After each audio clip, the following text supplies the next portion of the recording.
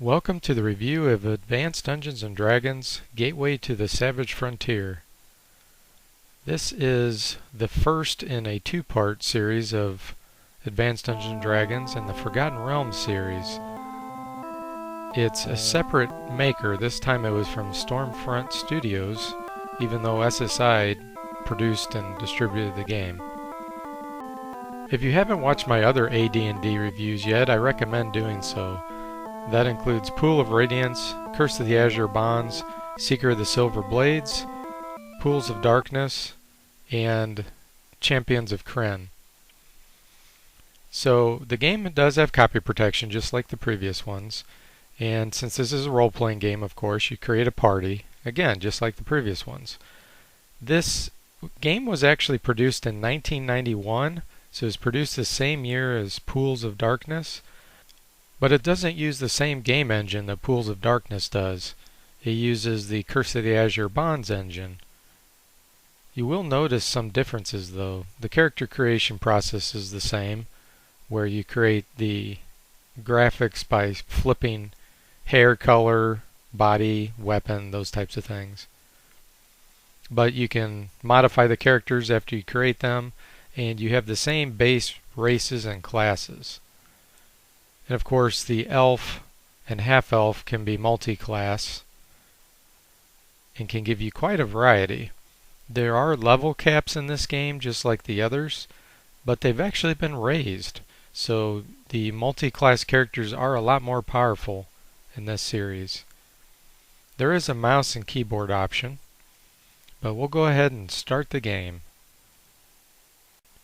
The story is very convoluted. It's difficult to figure out what in the world you're supposed to be doing. Essentially, you're trying to stop Zennel Keep from spreading their armies across the land. The game has the journal entry just like all the other AD&D Gold Box games, so you have to have a physical manual to look up some of the text. And of course, just like the others, there's a regular view, upper left corner, and then you can flip to the overhead view and see the surrounding terrain. One of my pet peeves has always been that you can't see the doors when you switch to the overhead view, so that makes you have to flip back and forth. There are quite a bit of extra backdrops in this game, so they've added to the graphics library. It is very easy to get lost in the first-person perspective, so I'd like to flip back to the overhead view more often. Some of the maps are very well rounded, and others are very stretched out and narrow. You'll also be outside exploring part of the Forgotten Realms. It's in a different segment of the world compared to Pool of Radiance, but you can flip back and forth between various sections of that overhead map as you get close to the edge of the screen. And the little squares represent cities and other locations that you can enter. Sometimes you can wade through some of the water, and other times it's too deep for you to travel through it. There are occasional bridges you can cross, but there's not too many of them. So you'll be spending a lot of time getting boat rentals. Most of the towns in this area have boat rentals. And you pay your gold, get the boat, and then you can sail down the river. It's kind of awkward with how you have to move. Incidentally, you can abandon the boat if you want, and you can actually get attacked by land creatures while you're on your boat. But once you return the boat, you get your deposit back. And there are other ships to take you to different islands, but you have to wait around and make sure you're there at the precise time that they will be discharged. In this particular case, I'm waiting until 8 a.m., so I use the look command until 8, or at least until I get within 10 minutes, and then I just take a few steps here and there until it was exactly 8 o'clock. I think there's a half-hour window, but I'd rather be safe than sorry. So sometimes you have a choice where you want to sail, sometimes you don't. Just like the other Gold Box games, there's the encampment where you can rest and memorize spells. Everything works the same way. You can scribe spells. if you have magical scrolls and you're a magic user. The paladin has his heal ability. Just like before, he can also cure disease, incidentally. The heal allows him to heal a certain number of hit points per level to one character, and he can only do that every once in a while. There's the fix command, thank goodness, which automatically casts all heal spells, memorizes all the spells again, makes things much less tedious. I did notice it shows when you get the Ring of Reversal at the bottom in the encampment, which I thought was kind of odd to place in that location. The game has lots of different little events that occur, and the graphics are very nice. It's VGA, so you get 256 colors. Here's an example of a creature that we could either kill or let go. So we showed it mercy. Sometimes you'll see a full graphical display such as this, and you're going to meet many different characters, including busty innkeepers. You'll also meet occasional NPCs. Here we have Crevish, and here's another woman that we rescued. I say it like that because she was very arrogant and kind of making fun of us that we acted like we had saved her. She's a 17-year-old female fighter with 18 charisma. And nicely she comes equipped with some equipment, so right off the bat she can start fighting.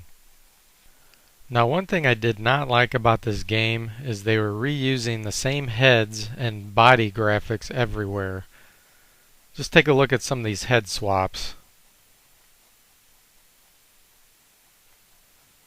It makes it unbelievable where you don't feel like you're in a real game world.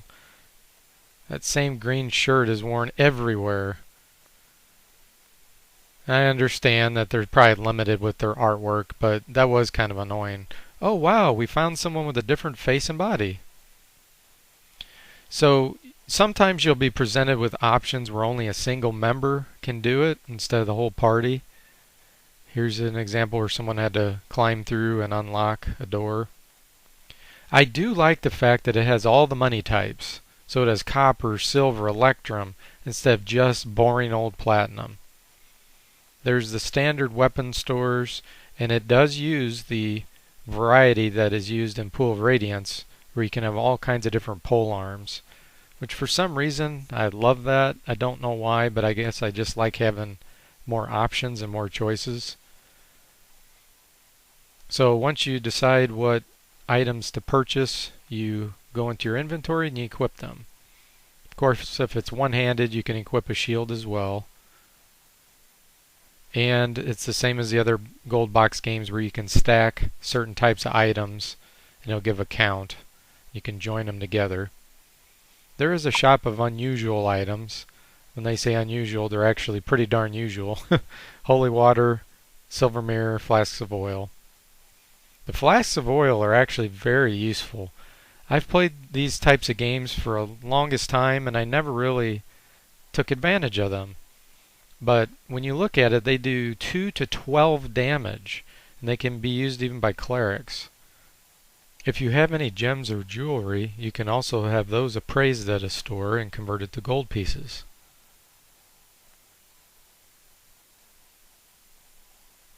It gives you the option to either sell or keep. If you decide to keep it, it becomes an item in your inventory that you can carry around, but when you go to sell it, you only get half the price.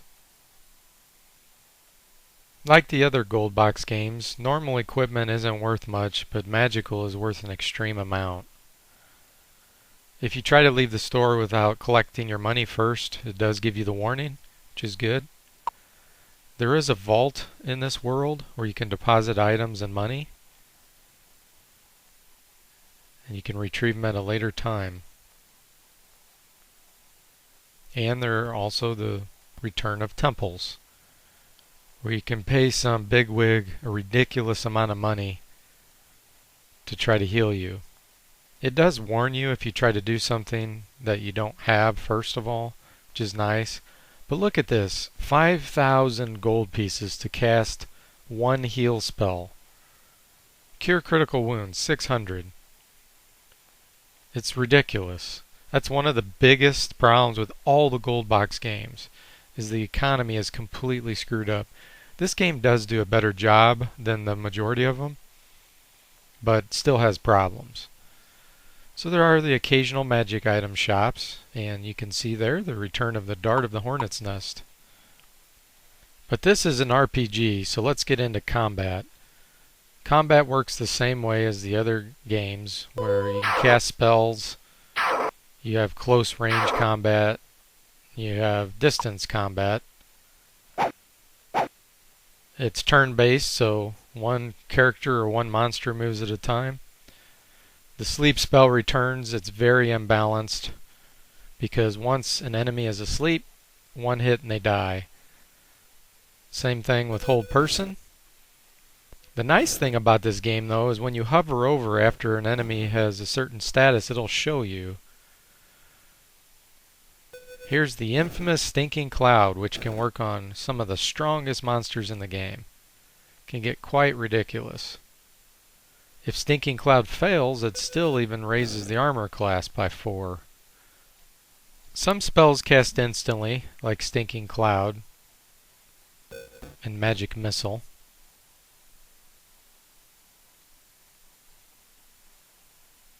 Same thing with Charm Person, which is one of the more fun spells to cast, getting someone to fight for you for the rest of combat. And then you have other spells like Cure Light Wounds, which have a delay when you start casting it. Same way with Prayer. Now this prayer actually works differently. Most of the gold box games, when you start praying, it just says so and so is praying. But for some reason in this one it says who is being prayed for, which is kind of funny because that's not even proper English. If a player's hit points go down to -1 to -9, they can be bandaged and saved. If enemy hit points reach 0, it says they go down. -1 to -9 goes down and dying. Past that, they're killed instantly. There are some types of enemies that can actually stand back up from -1 to -9, like the wild boar. You can attack from behind once an enemy's already been attacked from some other direction. And large monsters take extra damage from certain types of weapons. That's the same as the other games. There's the staff sling, which doesn't require any projectiles, and then you have things such as bows and crossbows, which do. And here's the flask of oil I was mentioning earlier, that even clerics and thieves can use. And you get your bonus Thaco based on your dexterity. Does a good amount of damage. You can turn undead, which, since you start at level 1 in this game, is pretty weak in the beginning. One of the cool things about this game is when you turn undead, you actually do get experience afterwards. That's different than the other gold box games. Some monsters have special abilities, like skeletons taking half damage from edged weapons, gargoyles taking 0 damage except from magic weapons. And of course, Magic Missile, the most powerful spell in the world, can still work. You'll run across some pretty powerful monsters for your given level, but it isn't completely imbalanced because the game does give you the occasional item that will help you, such as the Icewind Dale Sword, doing extra damage against these fire giants. And you always have your infamous Stinking Cloud to fall back on because of the way paralyzation works and one-hit kill can turn some of the most powerful monsters into babies. Any player or enemy guarding attacks anyone that walks next to them for the first time during that round. And you can be attacked from behind by trying to move away. Rangers get their extra damage against giants. Paladins have their protection from evil aura, which seems to result in a weird bug where sometimes some enemies will automatically do nothing if standing around a paladin every other round. The amount of experience you get in this game is ridiculously low. Here we just got 8 for killing all these enemies. And after combat, you may find some treasure, such as money, gems, jewelry, and items. The more items you pick up, it does affect your encumbrance, so that you actually move less in combat once you start to become overburdened. The detect magic spells back that you can cast, and it'll show a little asterisk next to anything that is magical. And the quick combat is back, in case you get bored and you don't want to have to micromanage. You just hit Q and the computer will take over control. You do have the ability to alter how quickly the messages appear, and you can also of course save the game. You're given slots A through J, and in order to level up you have to train just like the other gold box games. Once your character name turns purple, it shows that they're eligible to be leveled up. You just then have to find a training hall and spend 1,000 gold pieces to train one level. Multi-class characters are the same way. It shows here we're going to become a level 2 magic user, and then we get to choose a new spell. And just like all the other Advanced Dungeons & Dragons games, every other level you get a new spell level. So level 5 mage, you'll get level 3 spells, for example. And clerics get all the spells for a given level when they level up, just because they pray instead of learn in a spell book. You can level up your NPCs too, like Crevish. If things didn't go your way, you could always quit to DOS and reload. Humans have the ability to change classes, like in some of the other gold box games. That allows you to essentially what's called dual class. And humans are the best in these games because there's no level caps in general. There's lots of different monsters that you're going to see. A lot of them are repeats from previous games, but the graphics have been updated. There's some very pleasant graphics for the time.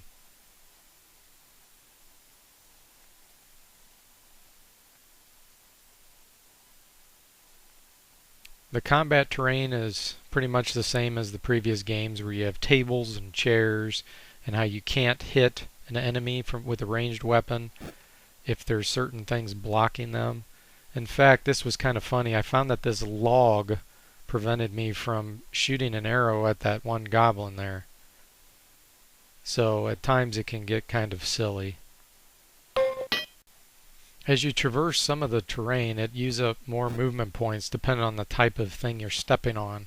For example, this water or this stream uses up a lot of your movement per step. And many of the enemy will be throwing boulders or shooting you down as you try to reach them.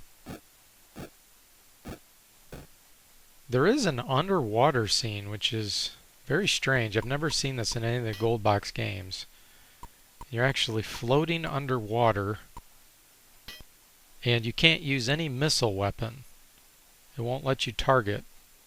But there are some spells that'll work, such as magic missile. Some enemies have special attacks, such as these giant squid. They can constrict your party members, or they can't move. If you hover over, you'll see that it says immobile. Giant snakes can poison you and paralyze you that way. Owlbears can hug you, keep you from moving. Some do extra damage, such as these ant kegs. Sturges can drain your blood.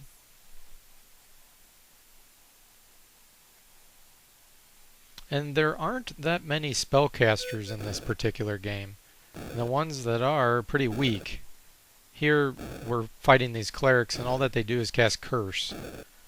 Remember in Curse to the Azure Bonds how many times you got held and then taken down with one hit? Well, that doesn't happen much here. You will run across basilisks, which are very, very powerful. So, if it gets too hard, you can alter the level or the difficulty in the game. And that affects how many hit points, essentially, that the enemies will have. Sometimes if things are going your way, the enemy will try to flee or possibly surrender. The cool thing is, in this game, if they surrender, you do get the experience. I found a really weird quirk where when you kill these giant snakes, you have a ton of leather armor left behind. Incidentally, NPCs will take their fair share after combat, just like the other games. There's a lot of times when you are up against enemies and you can flee and get away, but every once in a while you can't, and that gives them free attacks. You can use the search command at times in order to find things you wouldn't normally find. For example, here we found inside a stack of scrolls some magical treasure. So we got 3 magic user spells on a scroll. And here's another case where we find something and only get 66 experience for this magical mace. So that's one big difference between this game and the other gold box games. You do not get much experience at all for magical equipment. You seem to get more for gems and jewelry, which is kind of odd, but it does help with making it more combat oriented and less about trying to find treasure to level up. So inside stores you can identify magic equipment just like you could in the other games. And you can use the search command to occasionally run across secret passages. And sometimes you'll find them even not searching, just based on the type of character you have. It seems like elves are more likely to find hidden doors. I will say the thief class in this game is not very useful. There isn't that much picking that's required. You will run across occasional passwords or codes that you have to give someone. And sometimes the NPCs in your party will help you out. Crevish is infamous for giving unsolicited advice. Here he goes again, interjecting. The biggest problem I had with this game was I didn't know where to go. I felt like I was wandering around aimlessly, getting these little mini quests or saving someone on the spot, but I didn't have a goal. I wasn't sure what to do. Compared to some of the other gold box games where you have a main mission and it's made clear, that's not the case here. You do have the option with sound and graphics. Of course, you're always going to choose the best graphics. And the sound, I actually found AdLib to be less annoying than Sound Blaster. You do have the ability to turn music off, which there really isn't much music in this game, so that's not very helpful. And of course you can use a joystick or mouse. You will find some items such as a wand of Ice Storm that lets you cast the Ice Storm spell, which is very interesting considering you can't cast but level 3 spells, and Ice Storm is a level 4 spell. When you have a character adjacent to an enemy and you have a ranged weapon equipped, such as these flasks of oil, he cannot attack anybody. He can't attack the person adjacent nor someone farther away. But I actually figured something out that I never knew. Hammers can be thrown at an enemy that's farther away from where you're standing, even if there's someone adjacent to you. And I never knew this. Now you can't throw them very far, but still, that's a big benefit. In fact, once you throw the weapon after combat, you can pick them back up. This case is the same for Spiritual Hammer. I used to think that spell was useless, but in reality it generates a hammer that you can equip, get your strength bonus, and you can use it as a ranged weapon. And Spiritual Hammer regenerates another hammer or two each round. I went back and tested Pool of Radiance just for the heck of it, and you can also throw hammers there even if enemies are adjacent. So then it made me think, well, what other types of weapons could maybe be thrown? So I checked them out. No to mace, no short sword, no dagger. But hand axe? Sure enough, if an enemy is adjacent, you can still throw it to an enemy that's farther away. Club? Check. You can throw that as well. The only other one is the two-handed spear you can throw. It looks like an arrow. Now, a couple other things to mention. The trolls regenerate normally. Once you kill them, they will try to stand back up unless you hit them with flasks of oil or you walk over the top of them and stand there. Now this also blew my mind. You can't normally transfer characters from any of the previous Gold Box games to this one. However, I found that if I copied the character files from Curse of the Azure Bond directory and then did some manipulation on the file names, I could add them to my party. And not only did they keep their levels, they actually kept all their items. And the items are fully functional, even ones that didn't exist in this game. Amazing. You can also cast spells like all the druid spells that you couldn't normally cast because you're past the level caps now. So for example here I'm casting Fairy Fire, which normally wouldn't appear in this game at all. And it works perfectly. Here I'm casting Charm Monsters, a level 4 spell that you can't normally cast in this game. So the game engine is fully functional, even though they set level caps. Here's Ice Storm.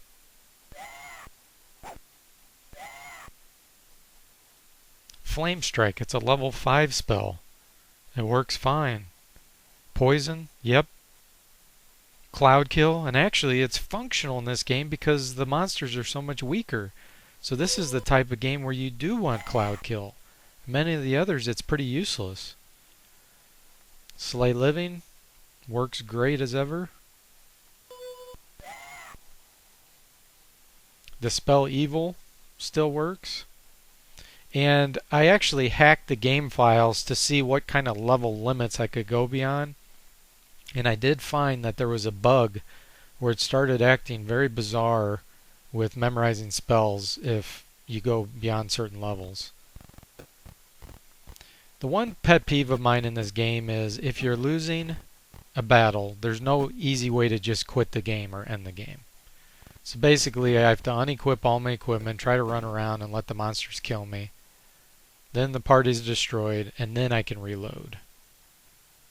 I wish they would have had an option to just quit right then and there. Another funny thing I found was in Encampment, if you drop all your characters, it drops you to DOS. Another quirky thing I found about the game is sometimes in outdoor combat, the random generation of the terrain, like these trees, can actually block the enemy where they can't move. Here I'm just shooting down these giant snakes because they can't move anywhere. WTF. And the amount of experience you get for killing things is so low at times, it's another WTF moment. Now one city in this game that spawned a new series eventually is introduced. It's the city of Neverwinter. You've probably heard of Neverwinter Nights. So what do I think about this game overall?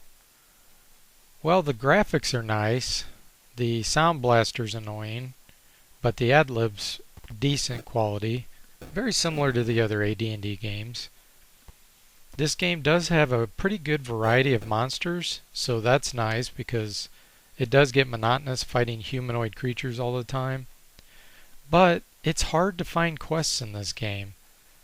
And I kind of felt like I was wandering around aimlessly most of the time. There was a lot of journal entry reading as well. It seems like more than normal in this game.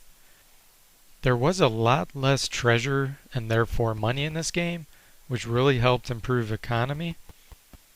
But the fact that there weren't many quests mixed in made it felt like I was doing a lot of dungeon crawling, fighting weak creatures, not getting much experience, and that it just turned into a slugfest. Lots of swings, lots of misses, lots of hits. So overall, I think the game is pretty solid for an AD&D game, but it's definitely not the best in the series. So I hope you enjoyed this review of Gateway to the Savage Frontier, and I'll see you next time.